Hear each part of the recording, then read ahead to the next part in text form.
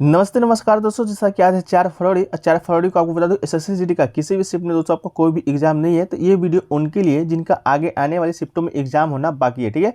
तो इन वीडियो का जो प्रश्न है उन्हीं के लेवल के लिए गए, जिस लेवल के प्रश्न आपके पूछे जा रहे हैं उसको वही प्रश्न को विद एक्स्ट्रा फैक्ट्स के साथ आज हम लेकर इस वीडियो में उपस्थित हैं। तो वीडियो को अंत तक देखिए, चैनल को सब्सक्राइब आप लोग जरूर कर लीजिएगा। आपका न्यू प्रश्न पूछा गया था पिछले की शिफ्टों में कि भारत की तरफ से टेस्ट में शतक मारने वाला प्रथम खिलाड़ी कौन है, ठीक है। तो इसका तो राइट आंसर दोस्तों आपका लाला अमरनाथ था। लेकिन आपके आने वाले शिफ्टों में जरूर पूछा जाएगा कि वनडे में पहला शतक किसने मारा था, T20 में पहला शतक किसने मारा था, वनडे में दोहरा शतक किसने मारा था, ठीक है। तो आपके लिए एक्स्ट्रा फैक्ट्स बहुत इंपॉर्टेंट है। देखिए, तो भारत की तरफ से वनडे में जो पहला शतक है वो आपका कपिल देव ने मारा था। इसके अलावा भारत की तरफ से T20 में पहला शतक आपके सुरेश रैना जी मारे थे। इसके अलावा भारत की तरफ से वनडे में पहला दोहरा शतक आपके सचिन तेंदुलकर मारे थे।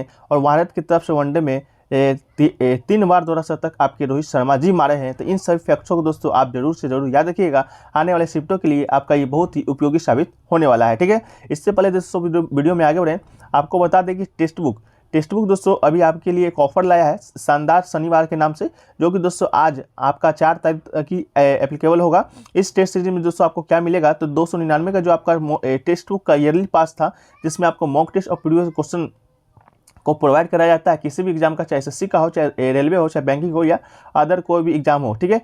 तो दोस्तों आपका जो 499 का जो पास है वो आपको 299 में प्रोवाइड कराया जाएगा।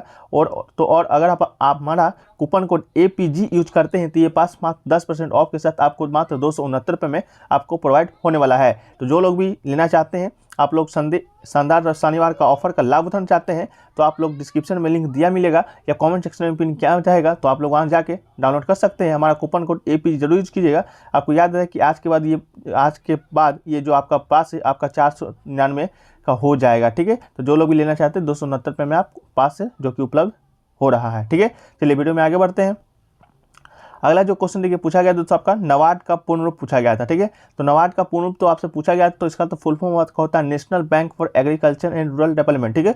लेकिन आने वाले शिफ्टों में आपका ये जरूर पूछा जाएगा कि नबार्ड का स्थापना कब हुआ था। तो नबार्ड का स्थापना आपको बताते हैं 1982 ईस्वी में हुआ था। ये दोस्तों आपका कौन सा कृषि से संबंधित बैंक है, जो कि आपका national bank for agriculture and rural development, इसका हिंदी में पूर्ण रूप होता है, ठीक है। तो इसका राइट आंसर आपका हो जाएगा। इसके अलावा देखिए एक पूछा गया था आपका कि मुख्यमंत्री की नियुक्ति कौन करता है, तो इसका राइट आंसर आपका राज्यपाल था। लेकिन आपसे अगले शिफ्ट में जरूर पूछा जाएगा कि मुख्यमंत्री की नियुक्ति राज्यपाल तो करता है, लेकिन कौन से आर्टिकल के तहत करता है, ठीक है। तो इसका आर्टिकल आपका आर्टिकल 164 हो जाएगा। आर्टिकल 164 के तहत राज्य विधानसभा में बहुमत दल के नेता के रूप में मुख्यमंत्री की नियुक्ति आपके के लिए राज्यपाल जिम्मेदार होते हैं, ठीक है। तो आपका राइट आंसर हो जाएगा। एक क्वेश्चन देखिए मनरेगा से पूछा गया था आपका कि मनरेगा जो योजना है आपका कब पारित हुआ था। तो इसका तो राइट आंसर आपका 2005 है। इससे आपको कोई मतलब नहीं है, इस मतलब है आपके जिससे जुड़े फैक्ट्स। देखिए आपका मनरेगा जो आपका पास हुआ था 23 अगस्त 2005 को, ठीक है, मनरेगा पारित हुआ था। इसके अलावा मनरेगा का जो मतलब होता है वो आपको याद रखना है, महात्मा गांधी राष्ट्रीय ग्रामीण रोजगार गारंटी अधिनियम होता है, ठीक है। इसके अलावा बात करें 2 अक्टूबर 2009 को राष्ट्रीय ग्रामीण रोजगार गारंटी अधिनियम 2005 में नरेगा से मनरेगा अधिनियम के नामकरण बदलने के लिए एक संशोधन किया गया था, ठीक है। ठीक है, जब आपका ये अधिनियम पारित हुआ था उस समय नाम आपका नरेगा था, लेकिन जब 2009 में 2 अक्टूबर 2009 को इसका नाम नरेगा से मनरेगा मतलब कि NREGA होता है, तो उसके पहले आपका महात्मा गांधी का नाम जोड़ दिया गया था, तो जो मनरेगा कहलाने लगा था। अब इसका जो उद्देश्य है, मनरेगा का प्राथमिक उद्देश्य ग्रामीण परिवारों को प्रति वर्ष 100 दिनों की रोजगार गारंटी देना है, ठीक है। तो आपका ये भी प्रश्न आपसे अगले शिफ्टों में जरूर से जरूर ही पूछा जाएगा, ठीक है। चलिए अगला जो क्वेश्चन है वो देख लेते हैं। अगला देखिए क्वेश्चन एक पूछा गया था आपका कि वो कौन सी सड़क है जो कि किसी राज्य के जिला मुख्यालय और महत्वपूर्ण शहरों को जोड़ती है। तो इसका राइट आंसर आपका राजमार्ग था। लेकिन आपसे आने वाले शिफ्टों में जरूर पूछा जाएगा राष्ट्रीय राजमार्ग के बारे में, आपकी जिला सड़कों के बारे में, ग्रामीण सड़कों के बारे में। तो देखिए राष्ट्रीय राजमार्ग जो होता है वह राज्य जो कि राजधानी, प्रमुख शहरों, महत्वपूर्ण बंदरगाह, रेलवे जंक्शन को आदि को आपस में जोड़ता है राष्ट्रीय राजमार्ग कहलाता है। इसके बाद राज्य राजमार्ग वो राज्यों की राजधानी को जिला मुख्यालय और राज्यों को महत्वपूर्ण सड़क जोड़ता है आपका जिला राजमार्ग कहलाता है। इसके अलावा जिला सड़क कौन से कहते हैं, तो जिला मुख्यालय और जिलों के अन्य महत्वपूर्ण नोड्स के बीच जोड़ने का लिंक होता है। और आपका ग्रामीण जो सड़कें होती हैं ये आपका ग्रामीण क्षेत्रों में लिंक प्रदान करने के लिए ये महत्वपूर्ण सड़कें होती हैं, ठीक है। तो ये सभी प्रश्न आपके आगे आने वाले शिफ्टों में जरूर से जरूर पूछे जाएंगे। एक क्वेश्चन देखिए पूछा गया था आपका audit bureau of circulation of India ABC के वर्तमान में अध्यक्ष कौन है। ये क्वेश्चन पूछा गया था। तो इसका तो राइट आंसर आपका देवव्रत मुखर्जी हो जाएगा। लेकिन इससे जुड़े जो फैक्ट्स है वो आपके लिए बहुत इंपॉर्टेंट है। देवव्रत मुखर्जी को वर्ष 2021-22 के लिए ऑडिट ब्यूरो सर्कुलेशन का अध्यक्ष नियुक्त किया गया है। और audit bureau of circulation of India एक गैर लाभकारी सर्कुलेशन ऑडिटिंग संगठन है, ये आप याद रखिएगा। इसके अलावा यह भारत में समाचार पत्रों और पत्रिकाओं सहित प्रमुख प्रकाशन के प्रसार को प्रमाणित और लेखा परीक्षित करता है। एबीसी 1948 में शुरू किया गया एक संगठन है जो कि विश्व के विभिन्न हिस्सों में कार्य करता है। तो आपका 1948 में स्थापना, इसका जो मुख्यालय आपका मुंबई में हो जाएगा। तो इन सभी फैक्ट्सों को आप जरूर से जरूर याद रखिएगा, ठीक है। चलिए, एक क्वेश्चन है कि पूछा गया दोस्तों आपका कौन सा अवार्ड जो कि राष्ट्रीय खेल दिवस पर नहीं दिया जाता है। तो इसका तो राइट आंसर आपका परमवीर पुरस्कार या महावीर चक्र था, ठीक है। लेकिन ये इंपॉर्टेंट आपके लिए ये नहीं, इंपॉर्टेंट ये है कि कौन कौन सा पुरस्कार है जो कि दिया जाता है। तो पहले तो बात करें आपका राष्ट्रीय खेल दिवस का, तो ये आपका हर प्रत्येक वर्ष 29 अगस्त को मनाया जाता है। किसकी याद में? तो मेजर ध्यानचंद को श्रद्धांजलि देने के लिए मनाया जाता है। आपको मालूम होगा मेजर ध्यानचंद जो हॉकी के जादूगर कहलाए जाते हैं, उनका जन्म 29 अगस्त 1905 ईस्वी को आपका हुआ था। इस दिन है कि जो कौन कौन सा पुरस्कार दिया जाता है। तो आपका तो पहला पुरस्कार मेजर ध्यानचंद खेल रत्न पुरस्कार, इसके अलावा अर्जुन पुरस्कार, इसके अलावा द्रोणाचार्य पुरस्कार, इसके अलावा ध्यानचंद पुरस्कार जैसे खेल पुरस्कार है जो कि आपके खेल दिवस के अवसर पर प्रदान किए जाते हैं। एक क्वेश्चन है कि पूछा गया था राष्ट्रपति के चुनाव में राज्य की तरफ से कौन भाग लेता है। ये प्रश्न आपसे पूछा गया था। इंपॉर्टेंट तो आपका ये नहीं है, इंपॉर्टेंट इससे जुड़े जो फैक्ट्स हैं आपको इसका आंसर आपका विधानसभा के निर्वाचित सदस्य था। लेकिन आपको बता दें कि राष्ट्रपति है जो कि सीधे हम लोगों के द्वारा नहीं चुना जाता। आप और हम राष्ट्रपति के फेवर में वोट नहीं डालते हैं, बल्कि निर्वाचक मंडल एक होता है जो कि सदस्यों के द्वारा उनका निर्वाचन किया जाता है। तो उनके निर्वाचक मंडल में कौन कौन शामिल होते हैं? तो देखिए, संसद के दोनों सदनों के निर्वाचित सदस्य शामिल होते हैं, राज्यों विधानसभाओं के निर्वाचित सदस्य शामिल होते हैं, राज्य में जितने भी विधानसभा है उनके निर्वाचित सदस्य होते हैं। राज्य में आपका एक विधानसभा होता है जो कि लोअर हाउस होता है, विधान परिषद होता है जो कि अपर हाउस होता है। तो विधान परिषद के सदस्य इसमें निर्वाचक मंडल में भाग नहीं लेते हैं, क्योंकि आपके वर्तमान भारत में देखें तो मात्र 6 ही राज्यों में विधान परिषद है। तो इस कारण विधान परिषद को शामिल नहीं किया गया है। इसके अलावा दिल्ली और पुडुचेरी संघ शासित प्रदेश विधानसभा के निर्वाचित सदस्य सम्मिलित होते हैं। दिल्ली और पुडुचेरी की इसलिए क्योंकि ये ऐसे 2 केंद्र शासित प्रदेश हैं जहाँ पर आपके विधान सभा है, ठीक है। तो याद रखिएगा दोस्तों, आपका निर्वाचित सदस्य सभी में आपका निर्वाचित सदस्य लगा ही होगा, क्योंकि आपका मनोनीत सदस्य इसमें कोई भी मनोनीत सदस्य भाग नहीं लेता। इस कारण ले लेता है कि मनोनीत जो होते हैं राष्ट्रपति के द्वारा ही किए जाते हैं। अगर वो वोट डालेंगे तो ऑब्वियसली आपके राष्ट्रपति के फेवर में ही वोट डालेंगे जो उनको मनोनीत किए हैं। तो इस कारण आपका मनोनीत सदस्यों को नहीं शामिल किया गया है, ठीक है।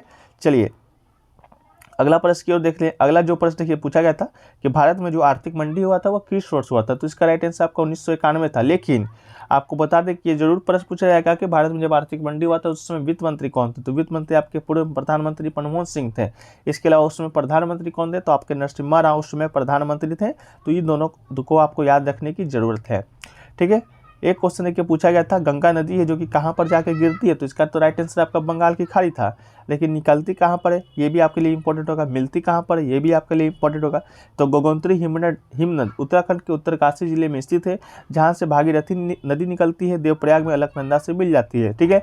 आपको मालूम होगा जो आपका गंगा नदी है, 2 नदियों के संगम से आपका नदी का निर्माण होता है। जिस प्रकार देखिए ये आपका आ रहा भागीरथी नदी, ये आपका आ रहा अलकनंदा नदी। यहाँ पर दोस्तों पॉइंट होता है कि यहाँ पर आकर दोनों मिल जाता है। इसके बाद से जो नदी आके निकलती है वो आपका देवप्रयाग कहलाता है, ठीक है।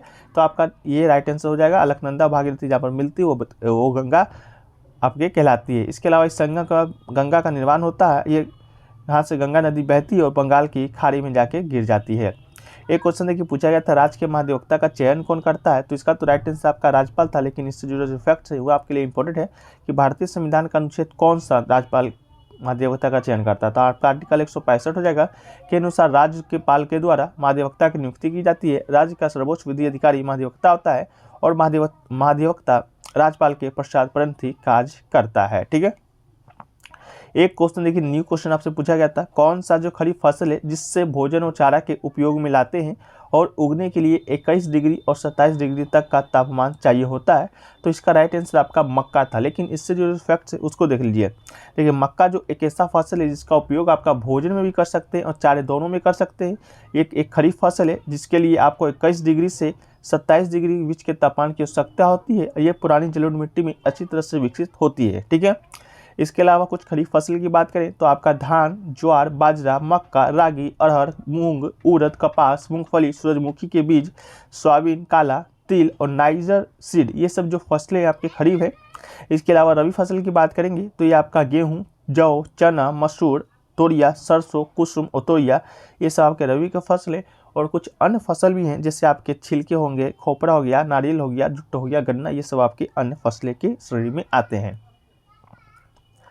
एक क्वेश्चन देखिए पूछा गया था आपका कि राष्ट्रीय आय का आकलन है जो कि कितने समय में किया जाता है, तो इसका राइट आंसर तो आमतौर पर 1 वर्ष के बाद आपका राष्ट्रीय आय का आकलन होता है। लेकिन राष्ट्रीय आय होता क्या है, तो राष्ट्रीय आय वित्तीय वर्ष के दौरान किसी भी देश में उत्पादित सभी वस्तुओं और सेवाओं के धन के मूल्य को संदर्भित करता है। दूसरे शब्दों में देखें तो ये 1 वर्ष की अवधि के दौरान राष्ट्र की सभी आर्थिक गतिविधियों के अंतिम परिणामों, पैसों के मामले में मूल्यवान को राष्ट्रीय आय कहा जाता है। ठीक है,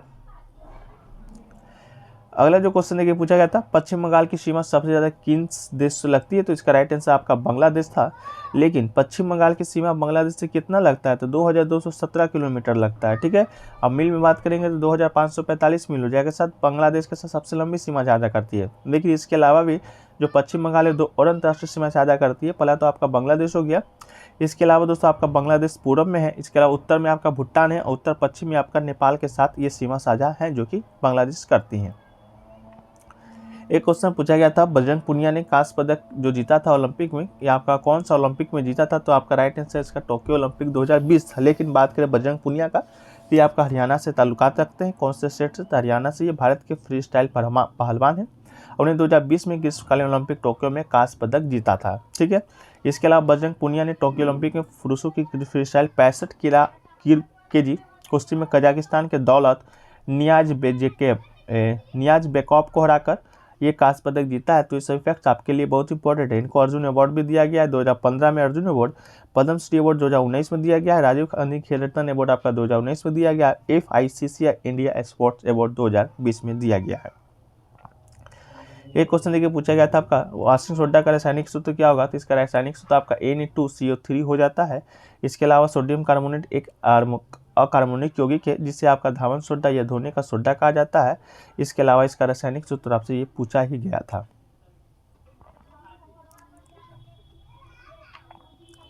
एक क्वेश्चन देखिए पूछा गया था, 22वें विधि आयोग के अध्यक्ष कौन है, तो इसका राइट आंसर आपका ऋतुराज अवस्थी था। लेकिन आपको बता दें कि ये जो ऋतुराज अवस्थी है वो आपके उच्च न्यायालय के सेवानिवृत्त मुख्य न्यायाधीश हैं।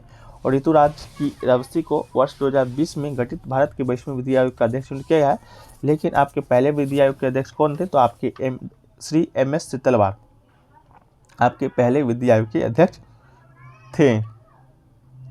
एक क्वेश्चन देखिए पूछा गया था कि इनमें से कौन सा जो लोक नृत्य है वो हरियाणा का नहीं है, तो इसका राइट आंसर आपका राउफ था जो कि आपके जम्मू कश्मीर का नृत्य है। लेकिन हरियाणा का नृत्य आपके लिए इंपॉर्टेंट है, कौन कौन सा है, तो हरियाणा के लोक नृत्य में आपका धमाल नृत्य हो जाता है, मंजीरा, लूर, घोड़ा बाजार नृत्य, खोखरिया, तीज, फाग नृत्य, छड़ी नृत्य, डमरू, छठी, झूमर, डफ, रास नृत्य, रतवाई नृत्य, खेड़ा नृत्य और साग नृत्य, ये सभी जो नृत्य हैं आपके जम्मू कश्मीर हरियाणा में पूछे जाते हैं।